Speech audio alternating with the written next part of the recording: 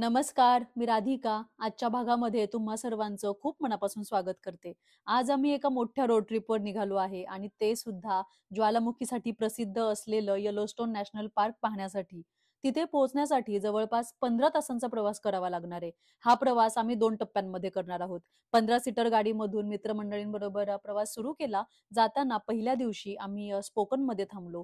दुसऱ्या दिवशी तिथलं रिव्हरसाईड पार्क पाहिलं. मुलांबरोबर आम्हीही खूप मजा केली. मस्त ऊन पडलं होतं. आल्हाददायी वातावरणाने प्रवास सुखकर केला. प्रवास करत असताना बाहेर दिसणाऱ्या निसर्गाने त्याच्या नवनवीन पण तितक्याच सुंदर रूपाने सोबत केली आणि प्रवासाची रंगत वाढवली. अधेमध्ये जेवणासाठी, पेट्रोल भरण्यासाठी, व्ह्यू पॉइंट्स पाहण्यासाठी छोटे-मोठे ब्रेक्स घेतले आणि हो, छान-छान फोटोज आणि रील्स शिवाय ही ट्रिप तर अपूर्णच आहे. तब्बल 1.5 दिवसांच्या प्रवासानंतर फायनली आम्ही येलोस्टोनला पोहोचलो.